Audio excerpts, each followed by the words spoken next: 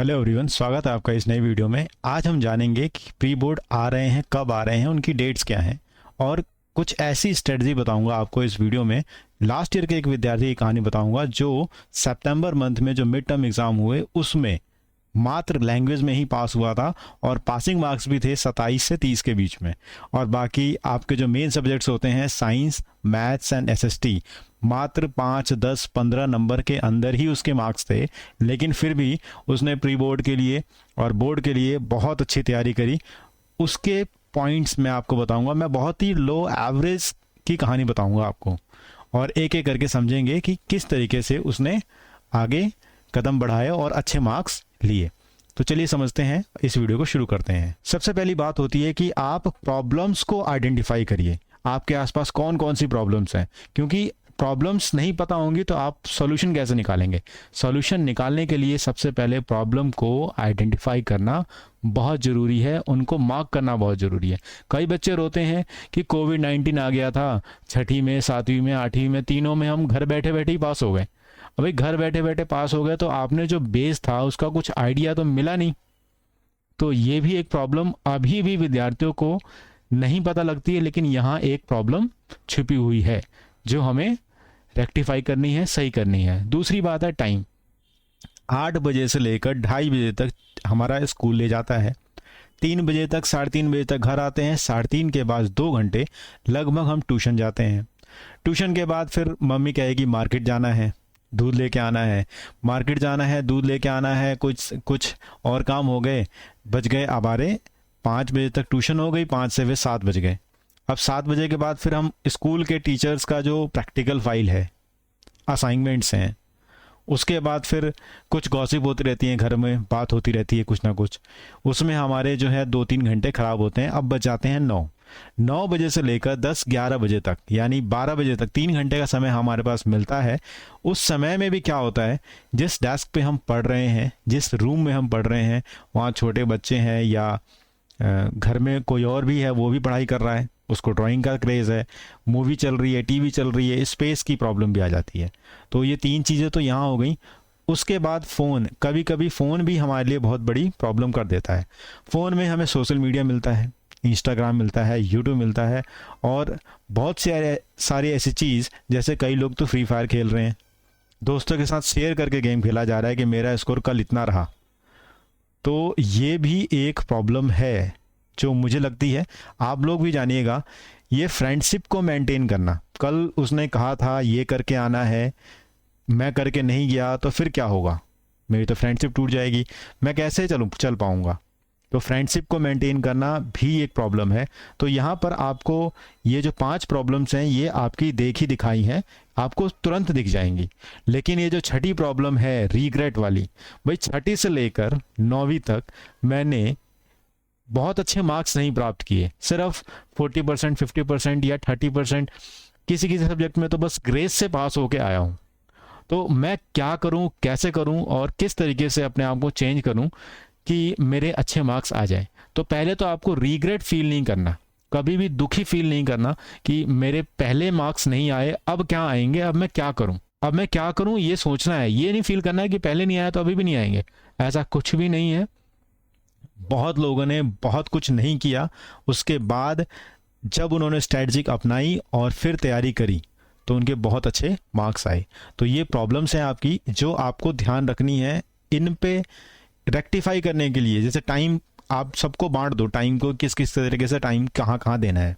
Space देख लो, कहाँ पे एक लाइब्रेरी ज्वाइन कर लो या फिर एक पर्टिकुलर कॉर्नर में। जब कोई तपस्या करता है ना, जब कोई तपस्या करता है तो फिर कोई उसे हिला नहीं सकता।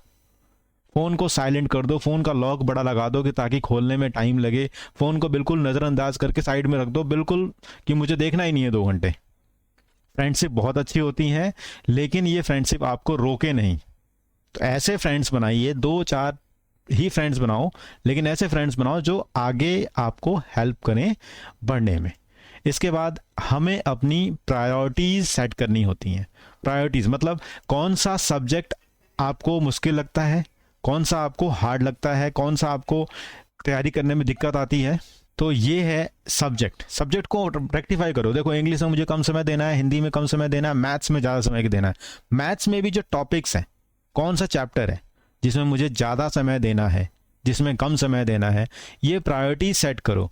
न्यूमेरिकल्स में मेहनत लगती है, लेकिन मैं न्यूमेरिकल्स की एक सबसे अच्छी चीज़ बताऊं, आप बिल्कुल बेसिक चीज़ ये है कि जो न्यूमेरिकल वाले चैप्टर हैं उसके एग्जाम्पल्स और एक्सरसाइज के क्वेश्चंस यही हो जाते हैं 15 से 20, और इन 15-20 को 5 बार कर लो।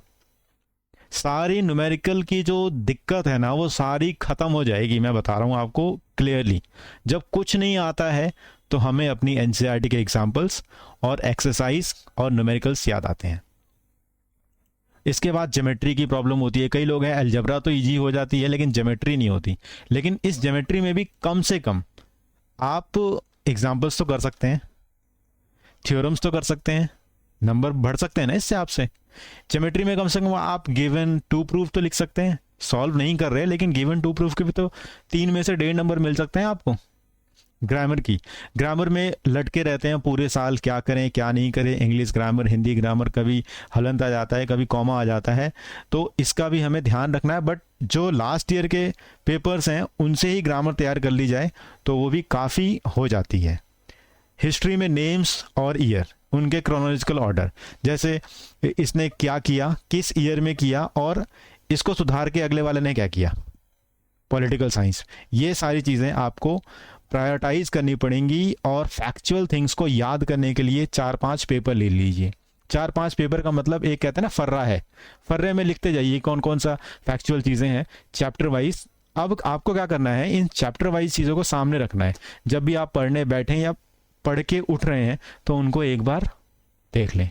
जितनी बार आप देखेंगे उस चीज़ को आपको याद नहीं करना है, वो ऑटोमेटिकली आपके दिमाग में फिट हो जाएगी। ये आपकी प्रायोरिटी सेट करनी है आपको खुद से। मैं कमेंट बॉक्स में जानना चाहूँगा कि आपने क्या प्रायोरिटी सेट करी है और किस तरीके से आप चीज़ों को ले रहे हैं। तभी मैं आपको बता पाऊँगा कि इस सब्जेक्ट में आपको क्या चीज़ ध्यान देना है, चैप्टर कौन सा कवर होगा, न्यूमेरिकल्स कैसे करने हैं, ईयर कैसे याद रहेंगे। अब सबसे बड़ी बात है कि आपने सारी प्रॉब्लम्स को आइडेंटिफाई कर लिया, सब कुछ कर लिया। अब आपकी स्ट्रैटेजी है। स्ट्रैटेजी क्या है कि सबसे पहले तो आप ये जान लीजिए कि कितना भी नीचे हो आप, आपके पास जो दिन बचे हैं उसमें आप काफ़ी ऊंचा जा सकते हैं। आप कम बैक कर सकते हैं। आप कल से ही जब स्कूल जाएं तो आप कुछ दिमाग में लेके चलें, अपना एटीट्यूड बना के चलें कि मुझे टाइम वेस्ट नहीं करना है। मैं जो स्कूल का जो होमवर्क है मैं स्कूल में भी कवर कर सकता हूं, मुझे टाइम मिल रहा है तो मैं कवर कर लूँ वहाँ पे। कोई नहीं पूछेगा जब ये आपकी क्लास निकल जाएगी और आपके गंदे नंबर आएंगे तो, लेकिन अच्छे नंबर आएंगे तो ज़रूर कोई पूछेगा कि ये बहुत कम एवरेज बच्चा था और इसके काफ़ी अच्छे नंबर आ गए।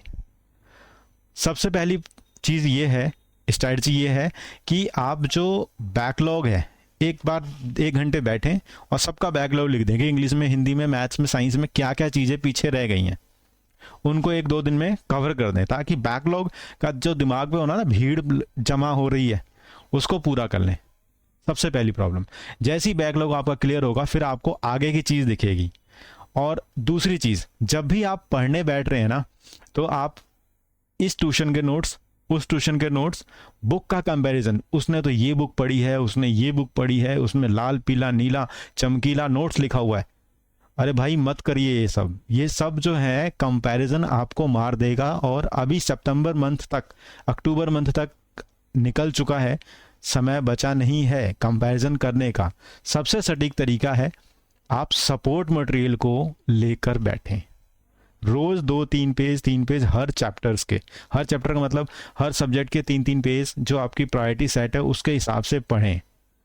3-3, एक बार पढ़ने में तो कुछ भी नहीं आएगा, मैं आपको बता रहा हूँ क्लियरली। एक बार मैं पढ़ूंगा कुछ भी नहीं आएगा, उसको पता ही नहीं लगेगा क्या है, बस अखबार की तरह पढ़ रहा हूँ मैं।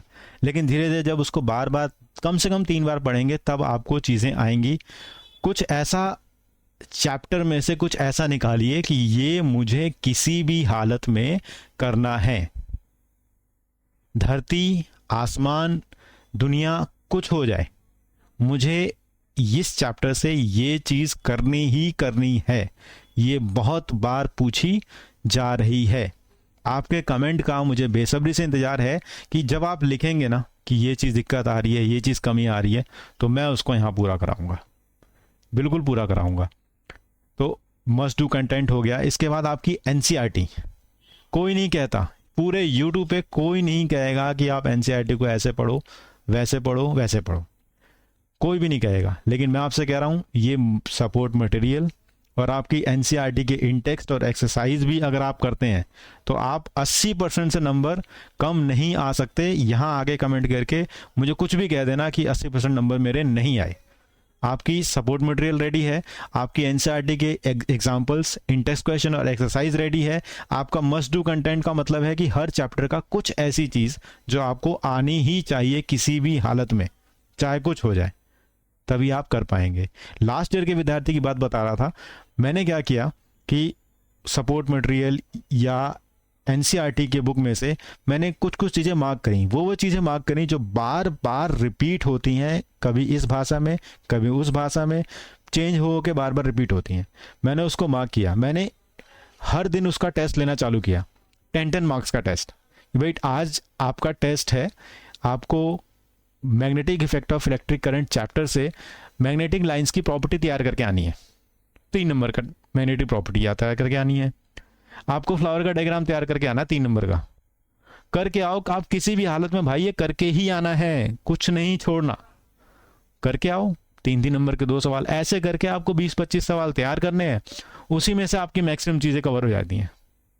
आपको 100 में से 100 की तैयारी सोचोगे फिर गड़बड़ हो जाएगी। कुछ सोचो, उसको कवर करो, लिखो, तैयार करो, टेस्ट लेके चेक करो कि क्या आ रहा है।